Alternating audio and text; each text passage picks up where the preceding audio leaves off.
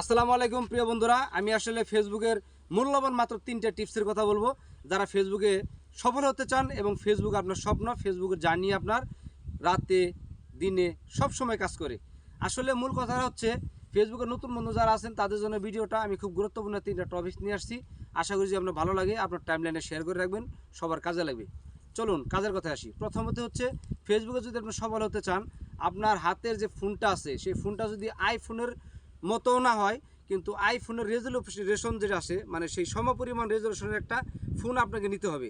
2 number হচ্ছে ভিডিওর যে কোয়ালিটি বা ভিডিওর যে ক্যাটাগরি, সেই ক্যাটাগরি যেন কন্টিনিউ আপনার একই থাকে এবং ভিডিওর যে সাউন্ড কোয়ালিটি সেজন্য আপনি ভালো মানের একটা মাইক্রোফোন নিতে পারেন বা একটা ভালো মানের একটা ফোন নিতে পারেন।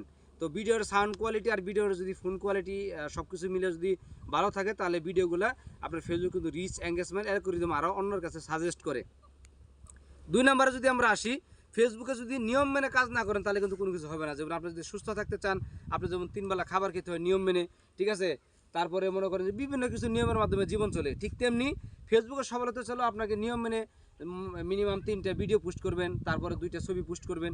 এই নিয়মের বাইরে আপনি যেতে পারবেন না, তাহলে ফেসবুক দেখবে যে না ওনার প্ল্যাটফর্মে আপনি নিয়মিত একটা কাস্টমার বা উনি পাইছে, আপনাকে আসলে সার্ভিস দেওয়া যায়। ফেসবুক তখন আপনাকে ভালো সেবা দিবে এবং ভালো ভালো রিচ এঙ্গেজমেন্ট গ্রো করতে বাধ্য করবে। 3 নাম্বার হচ্ছে যারা নতুন বন্ধু আছে, আপনি একটা ভিডিও ছাড়ছেন, ভিডিওর মধ্যে মনে করেন যে একটু পরপর আমরা দেখতেছি, দেখি তো ভিডিওটা কতটুকু ভিউ হইলো, কে লাইক কমেন্ট করলো। আসলে দেখেন যে একটা ভিডিও ছাড়ার 15 মিনিট আগে আপনি অনলাইনে থাকবেন এবং ভিডিওটা ছাড়ার 15 মিনিট পরে আপনি অনলাইনে থাকবেন, কিন্তু বারবার দেখতে যাবেন না যে আপনার ভিডিও কতগুলো রিচ এঙ্গেজমেন্ট বা কত পরিমাণ ভিউ হইলো।